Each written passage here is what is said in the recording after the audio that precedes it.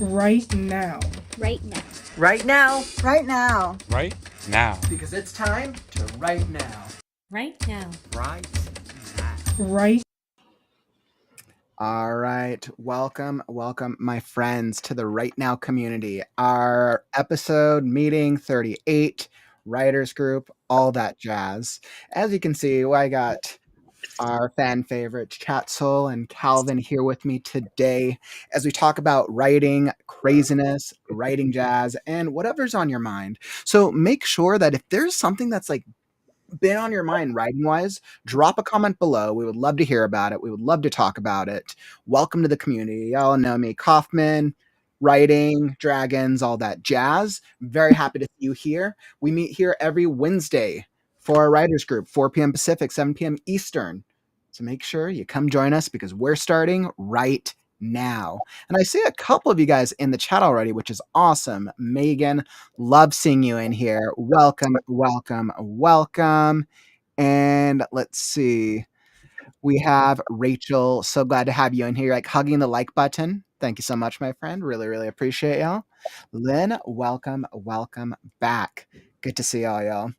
And yeah, that's about all that I had planned for our for the intro today. So, Calvin, how are you guys doing today? Not bad. I actually just told Coffin about this one. I'm gonna share it with the community, and I'll put a link as soon as I can. I found a neat thing. I'm gonna work on myself for like this week, and then I'm gonna work on it for maybe the Right Now community. But I found something in one of my Discord groups for fan fiction, something called a One Piece bingo.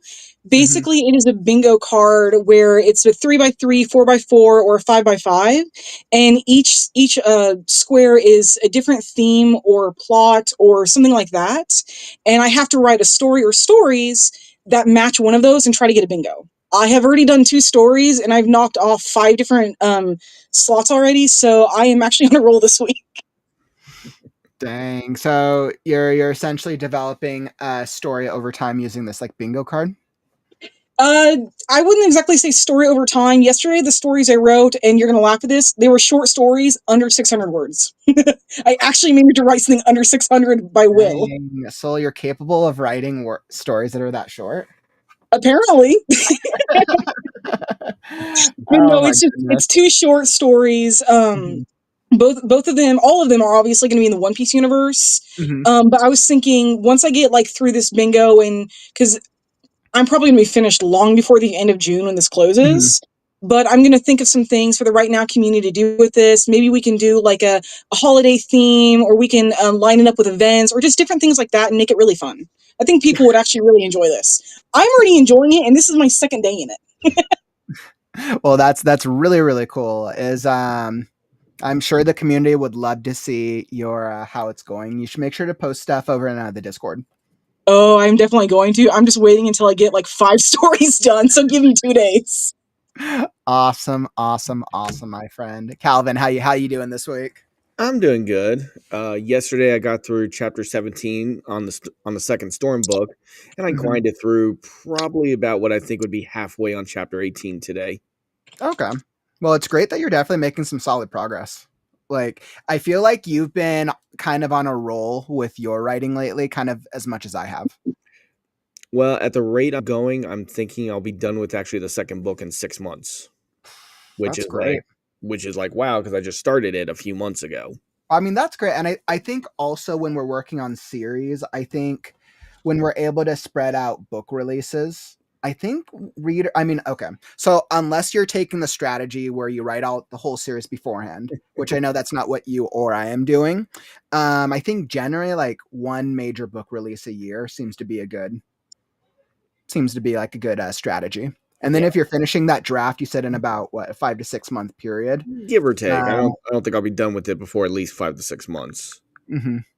But then that still means that you should be able to get the second book ready through the editing process, through publishing and all that within a year then, right? Yeah. When did you start on your first book on Storm Chronicles? Oh shit, I started that like in late 2022, 2023. Okay. So about 2 years. I've been working on that a while, but That one went through a lot of revisions. Mhm. The first section wasn't even included in the original book, and then I got encouraged to be like, include Really? that first section. Had to rewrite, so I had to revamp that, then Mhm. work on other sections. Some sections were just so short, and then as I got word back from other readers, I ended up broadening them to be like, okay, now this is a whole major section instead of just like 500 words. Wow.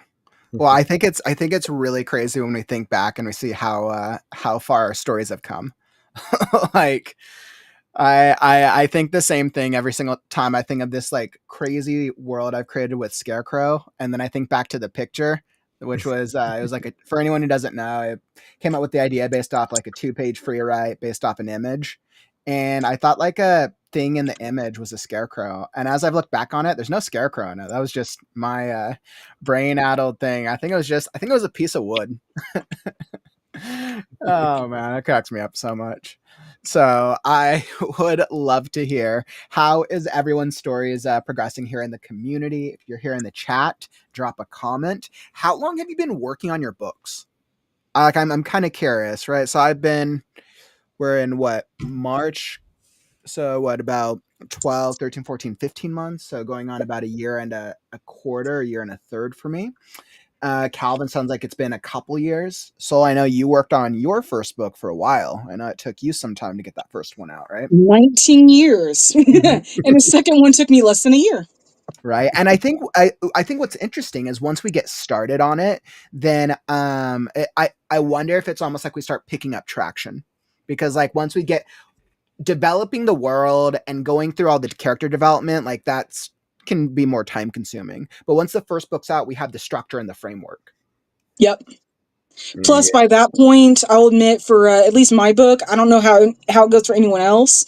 By the time I had my first book done, I had Mhm. already gone through, I don't know how many characters that I ended up scrapping for the first book that it Mhm. turned out I could actually use for the next books. There was a Mhm. major character that was supposed to be a secondary character in the first book originally, and then he got scrapped, and I ended up making him the antagonist of the second book. Oh wow, that's actually really, really cool. Yeah, it was That's funny actually really, because really like cool. I didn't develop him nearly as much as I did like for the second book, but by Mhm. the time I got to writing the second book, it's like, okay, I need an antagonist. I have this other character I haven't used. He actually has a decent enough power, like a genetic ability to use. I just need to tweak his personality, and it turned out he was perfect. So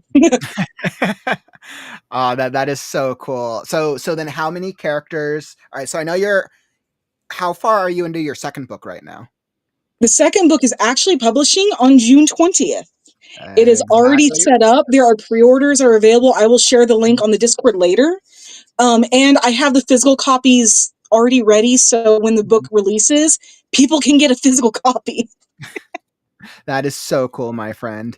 Did ha, did you I got okay, so like so many questions come to mind when I think about series development. And I know it's interesting because all of us, of the three of us in our series, we're kind of at the different stages of it. I'm like probably 60% of the way through my development, but I'm also planning less revisions to get Scarecrow out in general. And then Calvin, you're what, like a third of the way through book 2? Yeah, give or take. I'm trying to get up to chapter 20, 21 this month because Mhm. I know I should be getting my story back the end of this month. Mhm. But over that, I figure I'm going to be spending all of April revising and doing the last finishing touches Mhm. on the first Storm book. So, because that's coming out, that's as of right now, barring any more delays, that's scheduled to come out on the 15th of May. Yeah, that totally makes sense. Yeah. And to make sure that you have enough of a timeline to be able to get everything out. Yep, totally I get that. figure it'll take me a month. I figure I'm going to spend all of April Mhm. revising the book, doing the last finishing touches. Mhm. And then that gives me, because I think I have until the 9th. If I have to delay it, I have to delay it by the 8th of May, or else it's Mhm. going to be like, no, we're releasing now. And it's like, break. But no, Oh I'm man, I think about, it's because we're always eager. I think most of us authors, and I'm sure everyone who's gotten their first book out, I'm sure like when you see that finish line, you're like, I just want to get it out as soon as possible. I've yeah, been working on this for so long. Like, you want to bolt to it instead of running that steady pace. trust me, guys. Yeah. That's why I was really trying to aim for putting Scarecrow out in late spring before we hit summer, but I'm just like, it's not ready. Plus there's so much I'm personally trying to do for the publishing, for the launch of it, which is very unique. And I'm like, can I finish the story in a way that is true to the story without it being rushed? Sure. But I want to make sure that I give it the best shot possible for my launch strategy. Yeah. So, But no, Storm 2 is about, we're coming up to about maybe a little more than a third done. I mean, like I said, I want to get to chapter 20 before the end of the month, and I've got 11, 12 days to do that. So it's like, hey, good luck. I think I calculate one chapter every 3 days. I should be good. But some chapters are easy to write, and others you stare at it for a week and you're thinking like, I have written 100 words for this damn chapter. Dude, I'm telling you, there's been so many chapters in Scarecrow, and I think this is why it's taken me this draft so much longer. I thought I was going to go through the second revision so much faster, but the first like third of the book, I ended up adding and rewriting and doing things like it's necessary. Now that I look back at it, I'm like, yeah, the book's way better, but I didn't anticipate it was going to take me that long. I'm hoping the revision on the back end of the book isn't as heavy because the back end of the story is stronger since I had made a lot of the story decisions. Yeah. So, and I want to continue on this conversation, but real quick, let me check into the chat.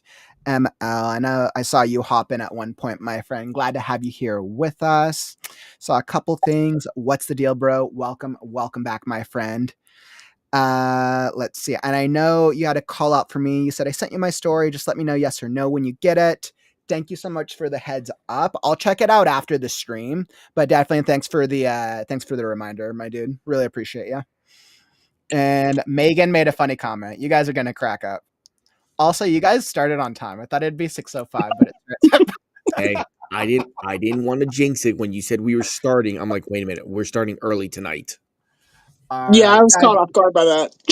All right, guys, this is all right. I'm going to do something really interesting. I'll show you guys right now because I do believe, right, if you're trying to achieve something, you have to be proactive about it.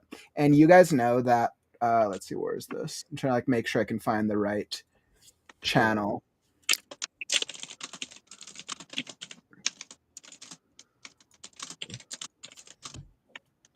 I'm like getting lost in my own Discord. Okay, so here we go. So I'm going to show you guys what my new goal is. I thought about this recently and I'm like, all right, this is what I'm going to do. So once again, anybody who's not in the Right Now Discord, come join us. It's linked down in the YouTube description. It's we're pretty active and there's a lot of really great resources. It's a great way to connect with other writers in the community. So this is our accountability channel. I'm just going to start putting on the days that I'm on time. This week. Today was what, Wednesday? I want to say I was on time Wednesday and Monday. No, you were late on Monday. You were late by a couple minutes. Then it's been a few days since. Then it's been a few days. I was like, I don't remember. So, okay, so this is why I'm gonna have to track it per day. So it's gonna be kind of like my virtual, like, you know, like the BS jar that sometimes people have. Like when you cuss, you like put a quarter in the BS jar. Let's see, on stream, live stream, on time. What's that? I guess one day unbroken. All right, there we go, guys. There's my accountability to myself, right? And I think like this is what I want to put out there, right? If we're trying to change habits, right, it's not about perfection. It's about what are you doing to adjust over time. And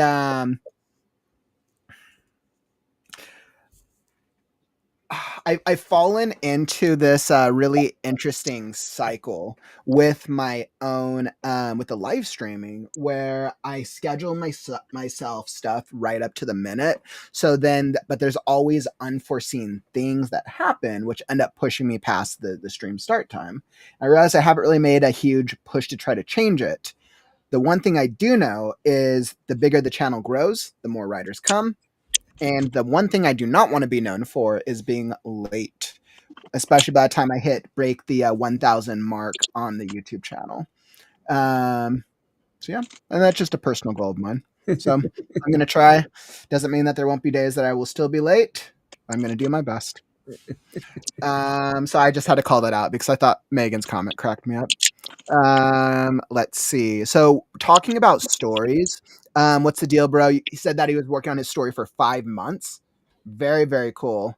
Very, very awesome. And it sounds like you're done with the draft, which is great. So you made some awesome progress. Megan, poem just started Monday after I got an idea. And I know Megan, I believe Megan dropped an excerpt of her poem in the Discord channel. So somebody should go check it out and give her feedback. Absolutely. And Lynn, let's see, I'm doing a revision on a co-writing project right now, but I usually do 4 months per book for my pen name. And I mean, Lynn, I know you're pretty far into, I know you have a number of books published under your belt. So I'd love to hear, Lynn, how you're able to consistently write over long periods of time with balancing like all these other responsibilities. I would love to learn from that because I know you have, I just forgot, Lynn, how many books you have under your published so far. Mantle, welcome, my friend from Twitch. Always love seeing new writers in the stream. Welcome. I would love to hear, what type of writer are you? What are you working on? We have writers of all genres. You know what's interesting, guys? I'm thinking about genres. I know we each write in like a main genre, but do you guys consider yourself a writer of the main genre that you publish? Or do you consider yourself a multi-genre author?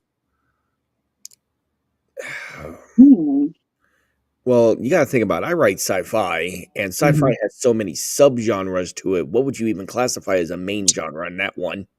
No kidding. Well, so I think when I say main genre, not by saying what that the genre itself is main, I mean more like what is the genre that you normally publish in. I know there's so many subgenres, right? Like we could come out with all the subgenres possible, but like for instance, Scarecrow, I'm calling it dark fantasy adventure. Falls into a couple of different subgenres, but the main genre is fantasy. So I would consider myself a fantasy writer. But I've worked on so many stories and so many other things in probably science fiction, thriller, and a little in comedy over time. Fantasy is not the only thing I write, but it's my main it's my main go-to. I mean, for me, this is my first military science fiction. Mm-hmm. My last book was a fantasy book. It was when I was a young writer, so it's like one of those I'm going to come back to it eventually and fix it when one of these years. Calvin, do you want to be known as a science fiction writer? Like, let's say, like, is that what you want to be known for, like, 10 years from now? Is that the goal? I want to be known as someone who puts out good books. Okay. Because the problem is you have some people that are in their genres to the point where if they tried to write something else, it's kind of like we don't know how to take it. It might be like, it's good, but it's not as good as he sticks to his own genre. So I don't like confining myself to a box. I do stick between fantasy and sci-fi, but that's because when you think about those two blur the lines so much. Yeah. And I mean, I think that the most popular new subgenre, I've started seeing more people talking about it, is sci fantasy. Yeah. It's becoming more of a popular subgenre for that specific reason. Well, sci-fi and the wall between the line between sci-fi and fantasy is so blurry that it's like I know we've talked about this before too. It's You're like is Star Wars, is it science fiction or is it fantasy? It's science fiction. I think it's more fantasy. I'm pretty sure it's science fiction. Yeah, I'd see that more as sci-fi. All right, guys, I'm posing this to the chat. Actually, I'm going to do a poll because it's actually a really funny question. Do you think Star Wars is science fiction, fantasy, or another genre? Calvin, why do you think Star Wars is fantasy? Because okay, right, yeah, you say your piece. I'm just going to say mostly because of the Force, because it doesn't belong to just like one race. And even people of the same race, even people who are the same race, doesn't necessarily mean that they start. I think in the Clone Wars, they showed they actually had a Wookiee Jedi. So it's like you can get people from all these races that are connected, by a power that goes beyond anything that science cannot comprehend. And just because one person can do one thing doesn't mean that they can all do that. Yeah, that's cool. I gave a relatively fun answer to that. I'll be interested to see if anybody goes for option number 3. If people go for option number 3 of other, I want to know what they consider Star Wars. No, option 3, I put comedy. Hey, it can work. It works as a comedy. I mean, there's comedic moments, but I still would never consider Star Wars a comedy. Well, they have proven that Spaceballs and Star Wars take place in the same universe. Really?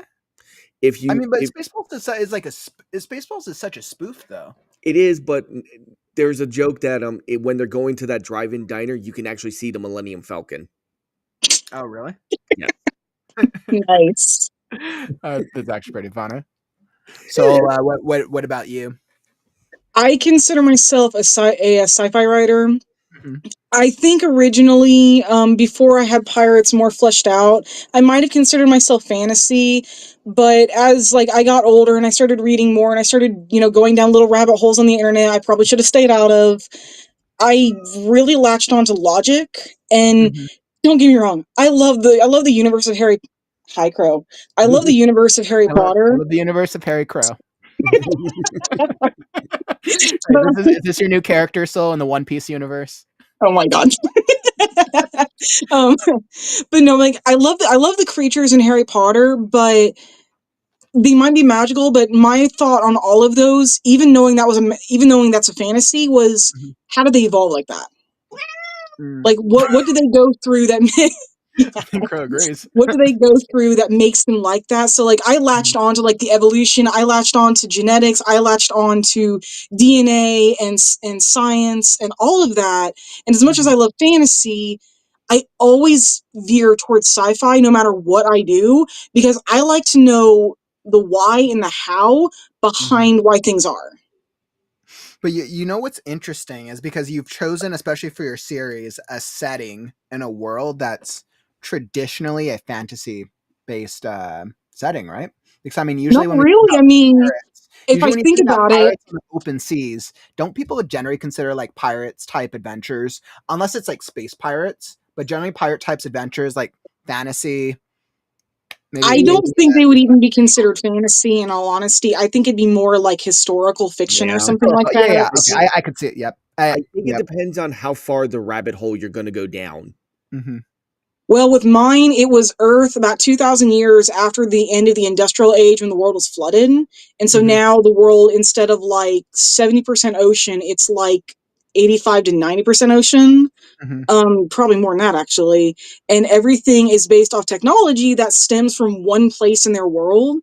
And then if I look at all my other books as well, Animal Instincts, that's based off science fiction, that's based off sci-fi, that's based off Earth in the future. Transfer is the same way. The Forgotten Unicorn might be considered, I think would be my only fantasy book at this time. But I think all of the other, you want to be known for science fiction, though, essentially. I would actually rather be known for the worlds I create and the thought process that goes behind the world building rather than a specific genre. My only chime, because Calvin, you said something really similar, right? You want to be known for telling great stories. As readers, when we think about authors, do we really think about authors as our favorite authors, as they're a great storyteller, or do we think about them as they're this type of author that does this type of books? I think storyteller. Okay. Storyteller. I kind of want to be I cannot think of his name, and it's going to piss me off. It's Kishimoto. About it in 2 hours, right after we end the stream. Oh, I will. But he's a guy who does a lot of. He did Howl's Moving Castle, Princess Miyazaki. Thank you. He is known as a master storyteller. But he is known as a master storyteller. And you look at all of his stories they have tropes, but they're very different. I also think though that the reason that Miyazaki's pieces has a very distinct style. He does. Even from Spirited Away, which I'm not a huge Miyazaki nerd, so I don't know a lot of the backstory, but I am familiar with more of the popular ones. But I know Spirited Away was one of his earlier ones. and it has a very distinct storytelling style that It you could, does. even It if there does. was no director or name or anything attached to it, you could still probably pick out Yes. from themes and tropes that it's a Miyazaki type work. Yeah. He only broke his formula on one story, and that was Princess Mononoke. Really, that's my favorite one too. Well, no, it's nothing against Miyazaki, but if you look at a lot of his films, they Mhm. generally include a very strong heroine with a male character with a male love interest that's yeah, more you're of right. a supporter. But Princess You're right. A lot Mononoke, of the he other ones, reversed because I'd that. say Mononoke is my favorite, followed by Howl's Moving Castle. I love Yes. Howl's Moving Castle. Spirited Away is in there as well. But yeah, I'm Yeah, not but surprised. he sticks to a formula. But if you look at the settings of all of his stories, they're all Mhm. over the place. Some are Mhm. some are dystopian worlds, some are alternate worlds. I guess that's a good Doesn't point, actually. He doesn't Mhm. really do the same thing twice. So So you think it's more that like sticking to a certain he type of storytelling, he sticks regardless of to genre. he sticks to a formula. But Mhm. yes, he changes the settings, but the Mhm. basic core formula is still the same thing if you look at it. Princess Mhm. Mononoke was the only one he flipped that formula on its head. But even Mhm. still, he still told such a great story. Yeah. And apparently, Princess Mononoke is actually coming to 4K. Is it coming to IMAX in 4K? I I'm not think surprised. sometime I this mean, spring. those movies are so like visually engaging to watch, Oh, whether or not you've seen if them they put before. I Howl's think Moving that Castle, they have rewatch they have replayability to them. They yes, do. They have massive replayability to them because there's just so much foreshadowing elements, things to be able to watch every single time you go through it. yeah. Plus, I mean, they're listed as kids movies, but look at the themes behind them. It is so much more mature But than I any think Western kids movie. I think that's less of a fault of Miyazaki and more just how the animated genre is perceived Miyazaki was in Miyazaki was general. also able to do something that no one has really been able to do. He's been able to make things that appeal to kids and adults. Mm-hmm. That is Usually, true. usually when you think of those things, Captain, I can't remember the TV show's name, but it was like the Soldiers of the Future. They tried to Mm-hmm. make a show that appealed to kids and adults, and it didn't appeal to anyone. It was too grown up for kids, too kiddyish for adults. And I think that's I think trying to do animation is a very difficult market category, whatever you want to say. I think anime is farther ahead because anime is a very well distinguished genre in the non-US market. Of course, there's a lot of love for it in the US, but anime is its own thing um, in the other parts of the world. But when we think about animation, most people, like if you think about like Avatar: The Last Airbender, for instance, probably one of the more popular, I would say, US or Western animated type Yeah. stories. Would people consider that a children's show? Would they consider it young adult? Would they consider it adult because it touches on very mature themes? Um, that's a hard one. And I don't really know where the right answer is to that. I think we can all agree that there's animated pieces that can have very mature themes. Mm. But I think it's Yeah. something to do with just how we perceive animation as being for children. I think that's a stigma for anime is as Okay. adults, at least not for I agree. maybe us growing up, but for like our parents, anime is like, oh, that's just for children. Why are you watching it? Yeah, maybe that's left over from previous generations, right? Maybe That and would maybe make that sense. changes in the generations to come, where more and more animated shows are getting adapted to a live action, or more are being created that have mature storytelling themes. To be honest, I've not been a big fan of the craze of taking animation and making it live action. Mm-hmm. I've seen, for example, Cowboy Bebop. Mm-hmm. I wanted to strangle someone because it was so terrible because they did not stick to what made it great. They kept bouncing around to different things. Mm-hmm. I think, and Cowboy Bebop, Calvin. That is how I felt about Death Note. yeah. Oh, That's I well, like that. That was like my favorite anime. That was my favorite yeah. anime, and The that problem Netflix is I think like adaptation made me yeah. cry. The problem is I think Cowboy Bebop would have worked better if they weren't trying to recreate the show, but Mm-hmm. instead was like, hey, we'll just since everyone knows what Cowboy Bebop is, Mm-hmm. we'll branch them all together and make our own like series just Mm-hmm. involving the Cowboy Bebop characters. I think that would have been more better well received. Yeah, I Instead, agree. instead we get this. We're trying to retell it when it's like you're trying to retell a perfect story. Mhm. Yeah. And I think, like, I know we've talked about adaptations a couple of times, so I'll probably move away from adaptations because I know we've had a lot of conversations about it. But I don't think any of us want to be here. adaptations are hard.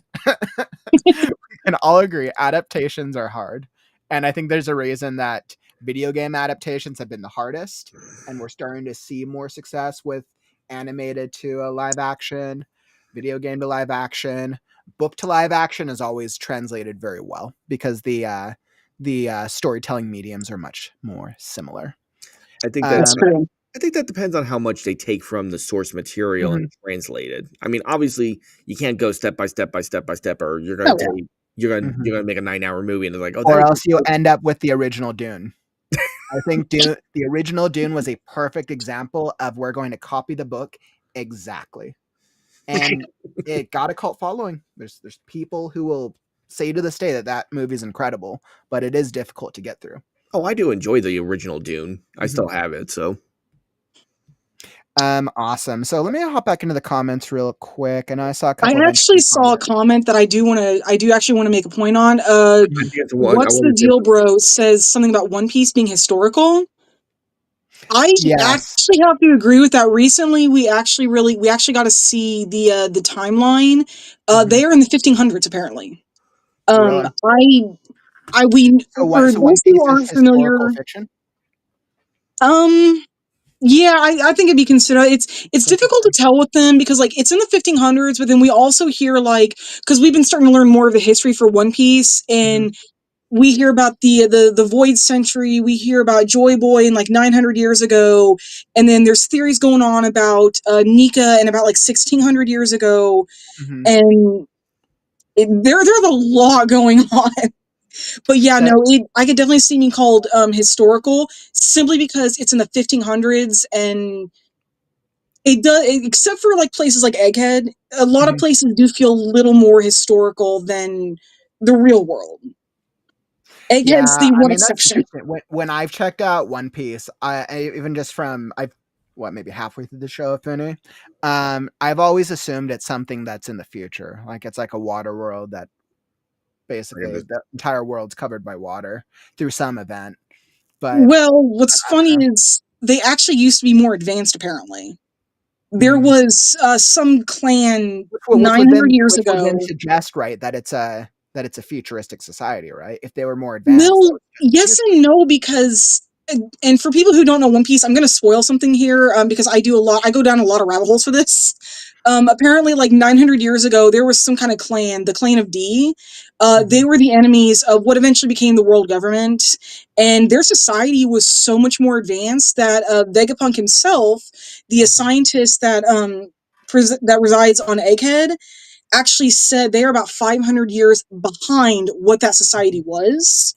So whatever happened with them, whatever happened with Emu and them getting wiped out, actually set the world back by probably 1,000 years. Wow. So Egghead Interesting. itself is like 500 years ahead of the current time, Mhm. but 500 years or so behind the previous time. And everywhere else is kind of like, Well, I think it just goes to yeah. show because they didn't, at least in the anime. I can't speak to the graphic novel or the comic, of course, but for the anime, I could only say that they didn't explore a lot of the world building in the early seasons. I feel like it was very heavily character development focused, and especially the world building was very magic based. It was very focused on these are the powers that they have and fighting each other and trying to pull people into the world. Yeah, they didn't But with really how start long getting it is, into that I'm not until surprised. I'm not surprised that they're yeah, it explored. wasn't until that we got to the Grand Line that we actually started learning about, oh, hey, there are 4 blues, and then we've got the Grand Line, also known as Paradise, and then we've got the New World, and the Grand Line, you've got 4 different styles of islands, each based off a season, so you can essentially go through 16 seasons as you travel. And then we get to Skypiea, and for the love of God, anyone who's watching this, if you just say to skip Skypiea, I hate you.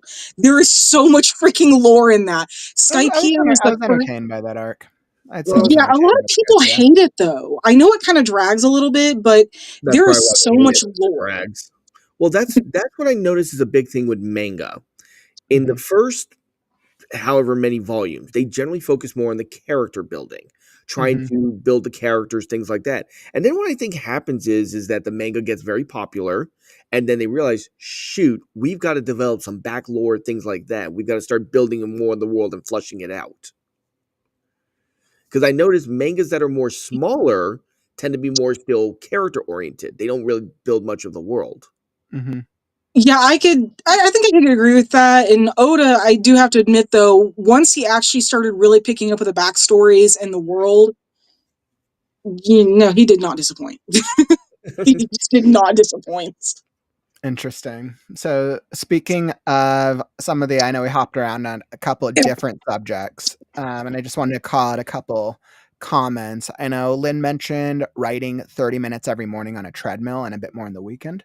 That consistency, right? It's really the consistency. But for anybody who's ever worked from home, I've never considered how important a standing type work setting could be until I'm now sitting like at my desk like 100% of the time. I'm like, starting to understand why people would get standing desks. Let's see. And then, so back to our Star Wars quick touch in. I know Lynn mentioned you can make an argument that Star Wars is actually a Western. Okay. Mandalorian was. Mandalorian is much more.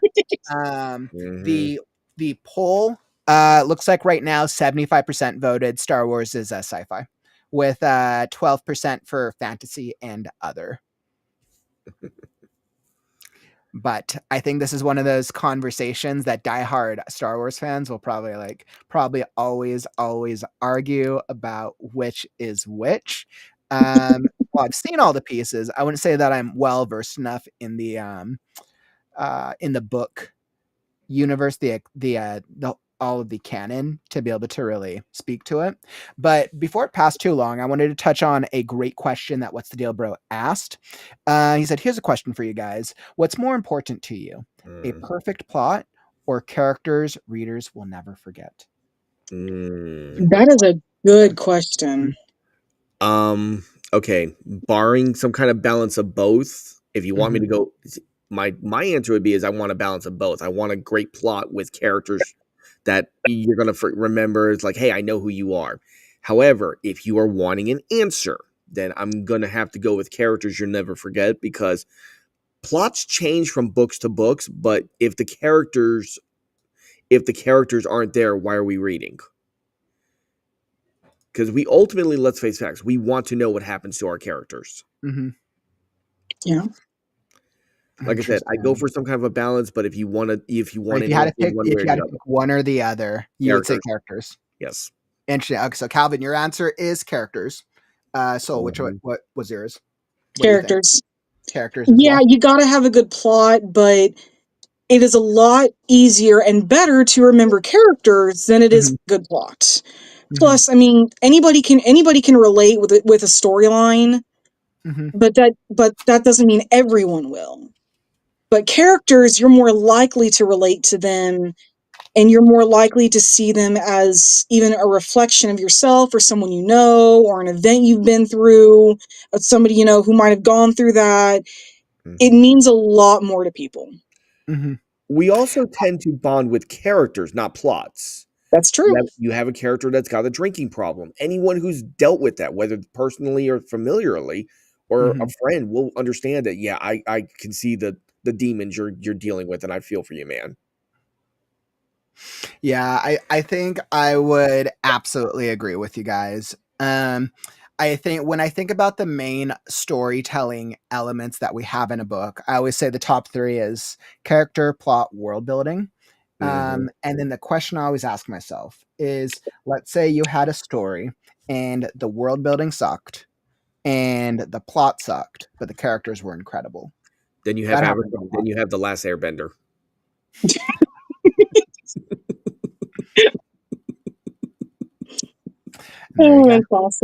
Calling shots in the Last Airbender. You're like, the characters are very incredible, very, very well done. Now, if you have a story that has horrible characters, horrible world building, but the plot is incredible, is that enough to drive the movie? Not for me. And I would say a great example of that was probably the I don't know if you guys saw the Tenet, that one movie. Plot was incredible, but the characters really sucked. But it was one of those like mind tripping like plots. Plot can only take you so far Mhm, if the characters are just not there. Yeah, that's true. mhm, Because it's kind of like you're reading a book. The plot's great. Characters suck. mhm, At what point do you stop and say, "I'm just going to fast forward to the end just to find out what the hell happened"? mhm. Yeah. And Yeah, you think about I'd agree because we have to think about it, and this is similar to what you guys were saying. If the goal is the main goal as a writer, as an author, is we want the reader to connect with something in our story on some emotional level. If the reader doesn't connect on some emotional level, be it with a character, a plot, or a world building element, they won't keep reading the story. Well, here's the thing.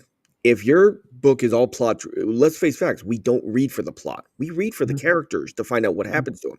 If you only care about a plot, take Harry Potter. You only have to read the prologue of Sorcerer's Stone and read 19 years later in A Deathly Hollows, and that's it. You know what happens. You know the kid was born. You know he won, and he went on to Mhm. live something of a happily ever after. Mhm. That's it. What's more important with that is the middle, what goes on. His growing up from this kind of timid kid to this fact is now I'm going to face down what's the most powerful dark wizard of all time. Interesting. It's the growth. And what I want to do, we're going to continue this conversation, but real quick, for those of you guys who are enjoying the stream, follow and subscribe. We're here every day with the Right Now community. Whether you're looking for daily writing sprints, a community of all genres, authors, we got critique streams, author interviews, book club, an upcoming fiction contest, and so much more. So make sure to tap that follow or subscribe button and you'll be alerted when we go live. And make sure to stick around, my friends. We're going to be hopping into a writing sprint in just a bit. Now, so Calvin, I didn't share this with you guys, but I think something I'm going to do differently today is we're just going to do one longer writing sprint once I we don't hit, like hit the hour. I I don't think like that's better instead of trying to split into smaller ones. I think we just do one longer one for the second hour. And I think Coffin. that It's written in my bio. I don't like change. You got to go back to the old format. you're like you're not allowed to. you're like talk to my manager. I'll be back. I Oh want to man. say this. I just saw What's the Deal Bros comments. Yeah, so yeah, And let's hop into that because I saw a couple comments. So before you touch on what's the deal's response, because that's actually a really good point as well. I also wanted to touch on a couple things that some of the other writers said. Megan said character readers will never forget. Lynn's like characters hands down. And let's see, Rachel, same as what Calvin said. However, the characters will keep me reading no matter what the plot does. So it sounds like a couple of the writers are agreeing with us on the character point. Even Andrew, by the way, welcome, my friend. Welcome to the community. Depends on the story. Some are more plot driven rather than character driven.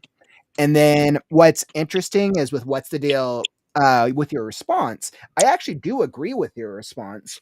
You're like, well, I disagree on this. Characters are definitely the heart, but do you think unforgettable characters can truly shine without a strong plot to test them?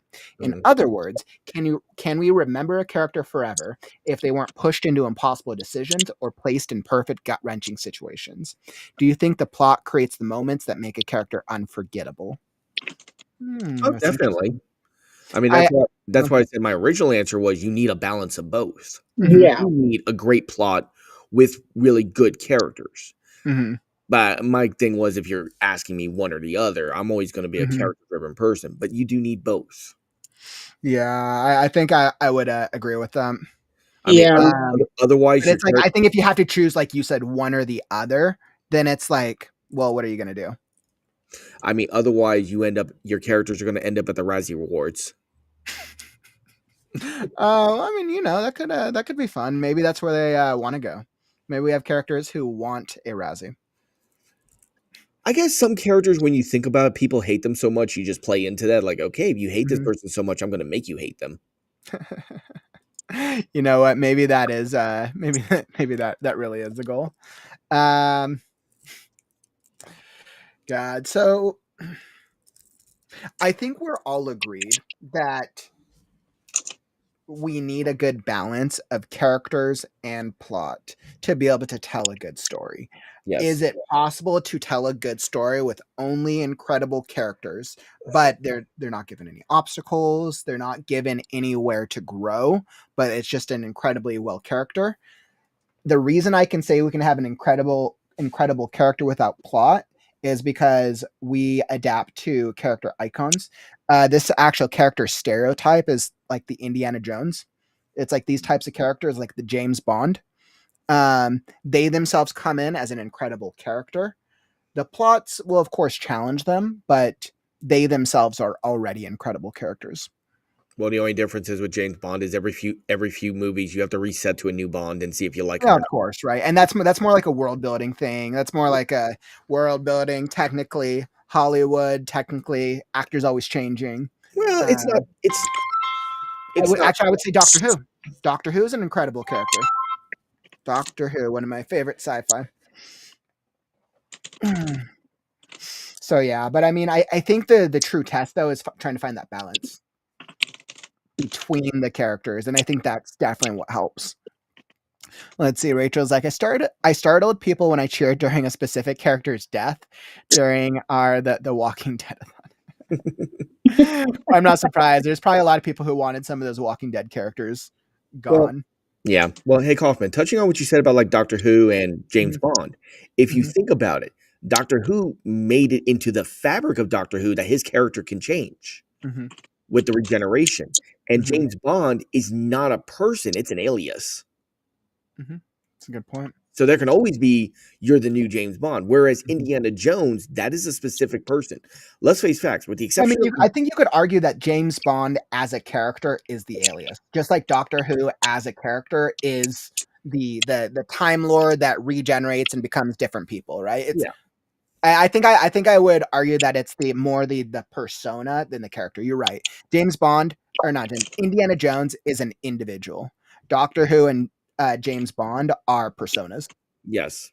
Mm-hmm. They're changing they change all the time, and every time they change, we just have to get used to this new person and to figure out, do we like them and want to keep with them, or they're like, no, I'll wait till the next one comes. Do you guys, and I'll pose this question to the community. I know I've asked the favorite character question before, but instead, do you guys have a character that you think is the best, the most well-written, or most well-developed? Ooh. That is, oh man. That Kaufman, you have just taken us from the safety of the green zone. You put us in a damn minefield, dude. I love it. I would say I already have an answer to this one, but you guys think about it. Let me throw this up as a poll. Which character do you think is the best? Best developed? Yeah, I'd say best developed. And I'll put movie or any franchise. So you want to go first, just so I piggyback off your answer? I mean, if you guys want, I already have mine. I already had mine set. So sometimes I ask questions and I don't have the answer. But this was one question where I do have the answer. I would say now, I know that there's a couple of characters that come to mind, but I think a single character that is overall one of the best well-developed from beginning to the middle to the end, from the TV show, Walter White, Breaking Bad, I think is one of the best overall well-developed characters. You could say maybe that's a result of the acting, maybe it's a result of the script, the production, sure. But I think as a character, overall, I wouldn't say that there's any, from a writing perspective, I wouldn't say that the character has any writing-based weaknesses. I think the character is very strong.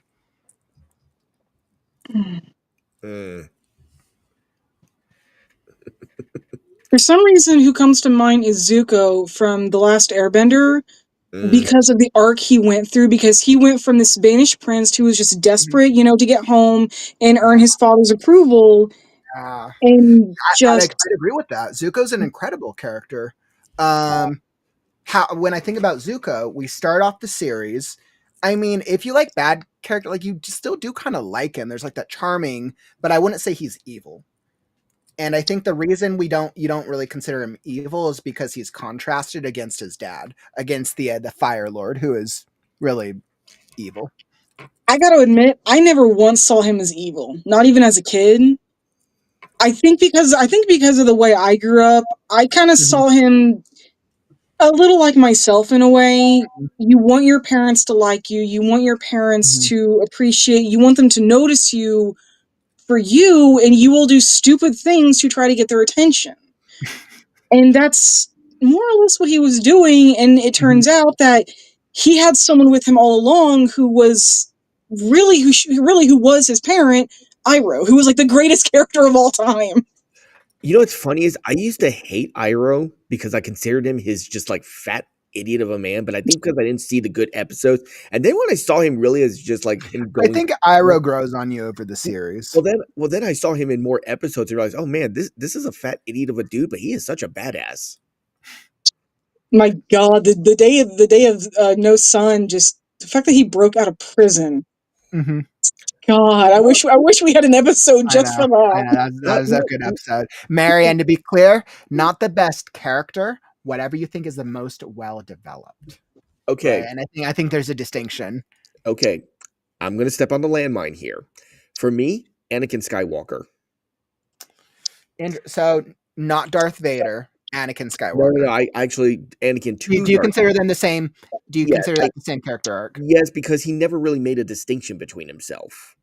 But if you look at his arc, he went from I this would say that. idealistic boy to this arrogant Padawan. Now, if you watch the Clone Wars, he does really come into his own as a general, you know, earning the Yeah, respect. I mean, Anakin is an incredible character in Clone Wars. You know, It's the then same reason that Ahsoka was an incredible character, and they Mhm. did more with her. You know, then let's face Mhm. facts. We can kind of relate to him in the third movie when he's faced with an impossible choice. Do I let my wife die, as Mhm. everyone's telling me, or do I do what I can to save her? Mhm. And let's face facts, him trying to save her killed her. Mm, Because she ended you're up absolutely right. because You're absolutely she right. kind of died from, like, a broken heart syndrome. Mhm. She didn't wanna live in a world where he was this cruel monster who murdered children. Mhm. Yeah. And I think that that's what was so moving about that story. It really was. So what a great story, becoming one of the most evil villains of all time in And that then universe and then because of ultimately his redemption. it's like that quote, what the path to hell is paved with good Good intentions. intentions. 100% agree. Let's see. And I know we had another couple good characters. Frodo Baggins. I was like, when I think about Frodo's journey, Frodo. I mean, yeah, I mean, I would have said, and when I think about Tolkien, of course, Lord of the Rings is my favorite, but I would say Lord of the Rings is incredible because of the world building is so incredible of the Yeah. overall, just everything in the Lord of the Rings is so well done. Do I think Frodo Baggins is the strongest, most well developed character? I'm Mhm. not sure. I kind of go back and forth on that one because when Tolkien wrote The Hobbit, he actually went back and changed a lot of the things with the ring after he started doing the Fellowship of the Ring. Originally, Smeagol wasn't a real fully fleshed out character in The Hobbit, and the ring wasn't a real thing until he was developing the Fellowship, and it's like, oh, okay, this is what it's going to be about. Now we're going to go back and in The Hobbit, then we got all the foreshadows with Smeagol and the ring. I was like, I think Gandalf's always the fan favorite. I think Gandalf is always the fan favorite of Lord of the Rings, or sometimes Legolas, Gimli. Let's see. Lynn Yeah, but was saying I think they're more fan favorites for what they do rather than a character development. that could be the truth. Let's see. Lynn said Alex from Ninth House, Harrow from the Locked Tomb series, Murderbot from the Murderbot series. I'm not super familiar with any of those, but for anyone here in the chat, I'm sure those are some excellent, fully well developed characters. Let's see. Or a horror movie franchise, Ripley from Aliens. Mm. Ripley. Oh, that's an interesting one. Ripley goes through quite a journey, and I'm pretty sure I've seen all of the Alien movies. I think there's only one of the Alien movies that really struggled from narrative, but I don't think it was a character problem. Yeah, I'd say Ripley is a relatively strong character. I know Soul, you don't really do horror as much, so I'm assuming you just haven't seen Alien. Calvin, have you seen Alien Oh movies? yeah, I've got the whole 5 movie collection. I've just got to get Oh yeah, I enjoy the Alien movies. I mean, Aliens is very good, and Ripley is a good sign of a character development because you look at her in Alien, where she was like, "Oh no, I'm getting chased," I know she's like and then this you like look at her, young. then you look at her in Yeah. Aliens when she's blasting away the nest, like Mhm, going into almost like battle crazy mode. mhm. Yeah, I think I could agree with that. Mary Thorpe, a good one, an interesting one. Captain Kirk. Do we think that Captain Kirk is very well developed? I honestly would not know. I've never seen Star Trek. No, not a Star Trek fan. What do you think, Calvin? I don't know. I kind of go back and forth. I almost think that Spock is better developed than Kirk. I think the problem is if we're going based on just the series, I'm going to say no. But if we're going based on the movies, Mm-hmm. I'm going to say yes because they tend to flush him out a little more. Oh yeah, in I the mean the movies. movies do a great job of fleshing the core characters out. Absolutely.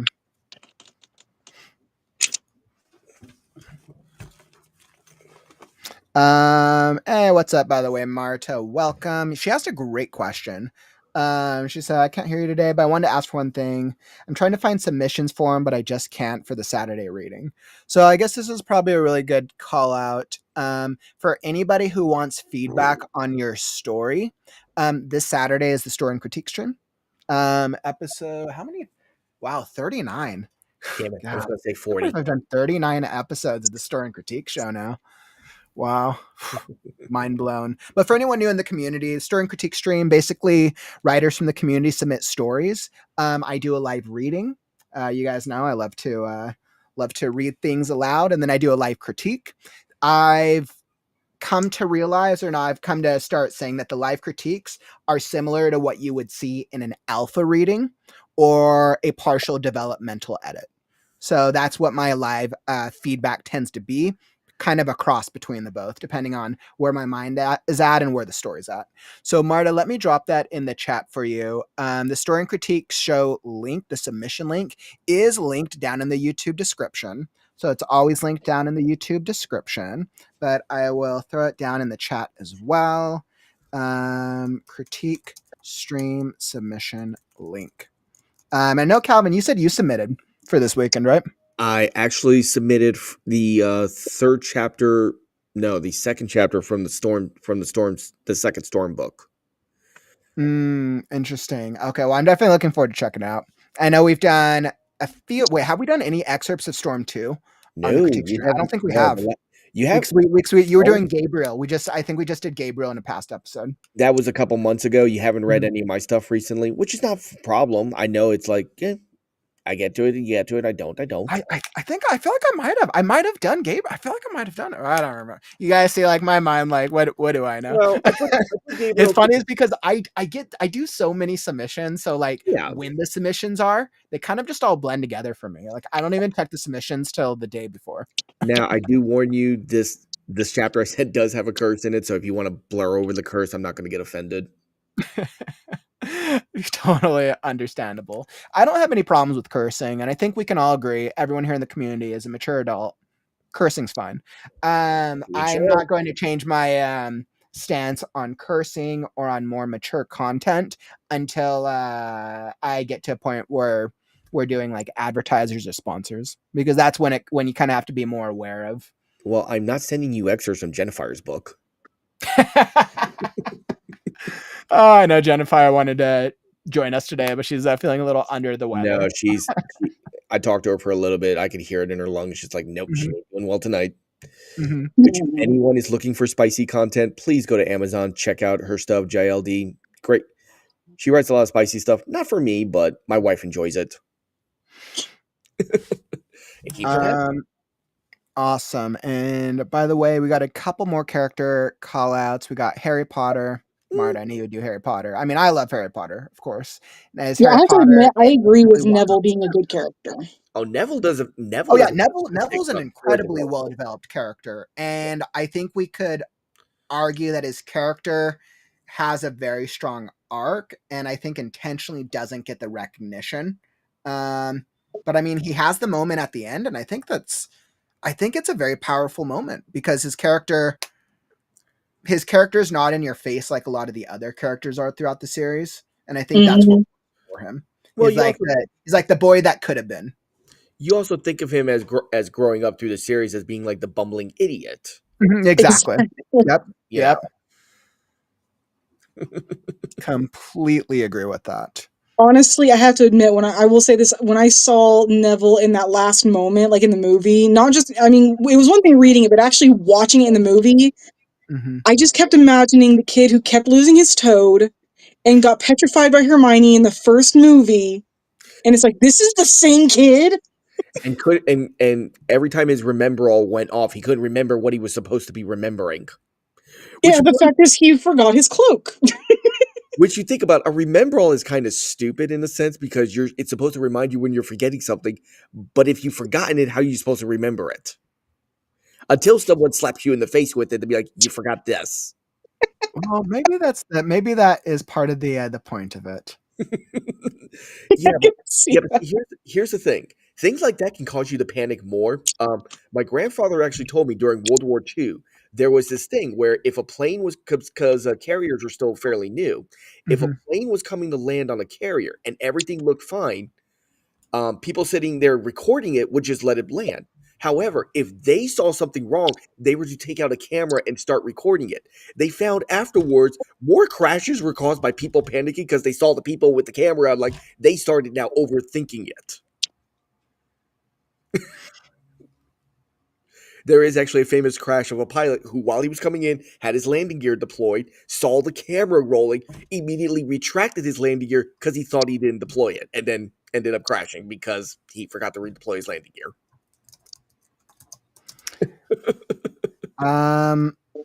Excellent. So on that note, guys, we're hitting the hour mark, and I just want to call out because I know we had a couple of other great character recommendations. I just want to shout them out really fast. Tony Stark, absolutely agree. Yes. In the movies, Kirk develops, but Spock is even more so. So Tony Stark, back to Star Trek a little bit, depending on which medium. But on that note, let's get some writing done. So normally I try to see if we can do a couple sprints. We're just going to do one longer sprint today. So everyone, make sure to come join us if you're wanting to get some writing in with us. We'll check in. We'll check in after and kind of see how it is. I think with what I want to do tonight, we'll do I did the wrong screen share. Let me. Hey guys, I gotta get going. I gotta take my daughter home, so I'll see you guys back in a little bit. Okay. All right. Sounds good, man. Okay, bye. Okay, so I'm thinking we do a 45-minute sprint. Here we go. I got the timer all set up. So what are you're working on what are you working on today? I was actually going to work onto Haven's Edge, but I got an idea for a couple of the spots for the One Piece bingo, so I think I'm going to play around with that for the moment. Okay. Let's see. Give me just a second. I have to fix this. So I'll say something interesting. So for anyone who hasn't looked on the Discord yet, I'm actually looking to start a writing group. On one of the days of the week. I'm glad you're talking about this. Yeah. Can't believe I forgot that I should have mentioned that earlier. Sorry. But no, for anyone who's interested, I am looking to create a writing group. It's going to be a little bit like what tonight is, but it's not going to be on through YouTube or something. It's just for the Discord. I have a poll up right now to get an idea of when people are free, like on Saturdays, Fridays, Thursdays. I'm free those days, at any time, so I can do it anytime those days. Monday morning or Monday as well, Tuesday and Wednesday mornings as well. Although I know Wednesdays tend to be kind of busy for everyone because there's other writing sprints and everything going on. But if anyone is interested in doing that, go to the poll. Let me know what time you'd be interested in, and I'm hoping to start that maybe mid-April. At the very least, it would not start until about like the 6th after the writing convention, after the Comic-Con I'm going to. Okay. That sounds fun. Yeah, I was just thinking like it being like a casual chat thing. If people want to get like ideas, live feedback, so a little bit like what we're doing here, but Mhm. not quite as everywhere. Mhm. But people can come and chat about, what they're working on, get live feedback from each other, share their screens, bounce ideas off, and just chat about their work. Yeah, I Just think that's more really good. casual than what we do now.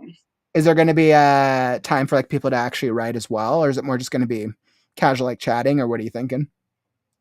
I will be writing it'll be kind of like your writing sprints that you do. I'll be writing the entire time. Mhm. And then if people want to come and chat and like Mhm. they have an issue with one of their stories, they can come in and be like, "Hey, chat, hey, ML, hey, whoever else is here, I need help with a story." They can share their screen and we can all look at it together and just kind of do something like that. Okay. I think that's awesome. I'm fully in support of that, and I think it will be super cool. I know we've suggested a couple. I know you suggested a couple time slots, and you said your goal is going to be to start it in April. About mid-April if I can. Mid-April. The earliest would be April 6th, but I want to give people time, enough to start looking for that and seeing, what they can do. So the poll closes in like a week and a half. Okay. So about the end of March, I will have a much better idea of exactly when I'm going to start it. So And do you know what type of consistency you're going to aim for? Is this like I'm going to do it once weekly. weekly? Awesome. Sweet. I'm all for that. Anytime anybody wants to do more like writing sprints, I want to do set things. Especially because the Discord's like an easier low ask of people. Like, guys, we all need to be writing more anyways. So like I'm all for that.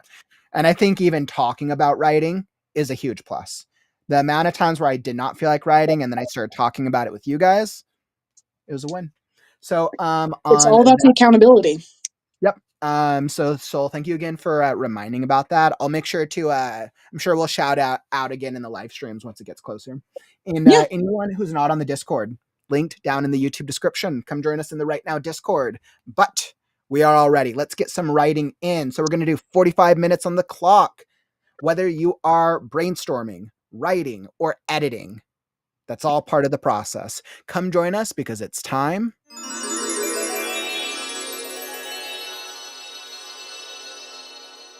to write now.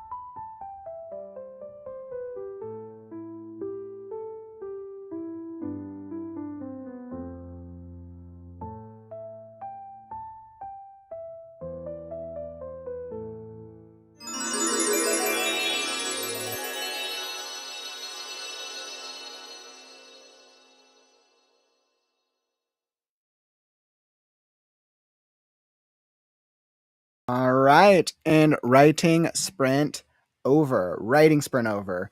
Congratulations, my friends. So I feel like we were able to get some solid work on that writing sprint. I was like, we started with 3 and then we ended with me. Oh man, it looks like Calvin and Chatzel both got pulled away. So, always fun. We're getting in so many words. I know I saw a couple of you guys make some solid progress in the community. Let's see, Megan, 2,082 words. What's up? Yes. Big VM, 10,018 words today. Wow, you are on a roll, my friend. I need whatever you're having. Like that is incredible. Absolutely awesome. I'm so happy for you. Sounds like you're making some awesome progress with your stuff. You're like, okay, I mean, I reached 10,000 words today. You're like, I didn't do 10,000 words. It's like, I wonder if somebody could do 10,000 words in a day. But that's a huge accomplishment, though. Really, really cool, my friend. Megan, one for you, Big. Everyone gets some crowns today. I didn't get too many words in. I'm a little focused on admin right now, so I wasn't able to get too much into the writing, even though I'm actually in a really good part with Scarecrow. So just getting stuck on all the writing stuff, but it is what it is. Welcome back, Marcella. Glad you're able to join us. I hope the writing's going well for you too, my friend. Welcome. Nice, Stephanie. Like, I got 2 chapters rewritten. What's up? Dang, you guys are all making some great progress. I'm like jealous. I wanted to work on Scarecrow and I've just been super busy. And I totally have to call this out. What's the deal? You did an awesome story. I just have to call it out. The writing room was quiet, save for the soft scratching of pens on paper and the rhythmic tapping of keys. Dozens of writers sat hunched over their work, each lost in a world of their own making. Worlds they hoped might one day change someone's life, or perhaps even save it. The silence felt sacred, a fragile bubble of focus. Until Kaufman broke it. "I've done it!" he declared, his voice rich with arrogance and certainty. "I have created a world where the laws of man and nature bow to him." Chatsoul, gentle and soft-spoken, looked up from their computer. "What do you mean?" Kaufman stood, savoring the moment as though he had been waiting for this question all along. "A world where you truly want what your heart aches for becomes reality." He paused, letting the weight of his words settle. "But there's a price. The more you desire, the more the world desires you back. It watches, it feeds." The room sat in silence, the weight of Kaufman's words hanging heavy.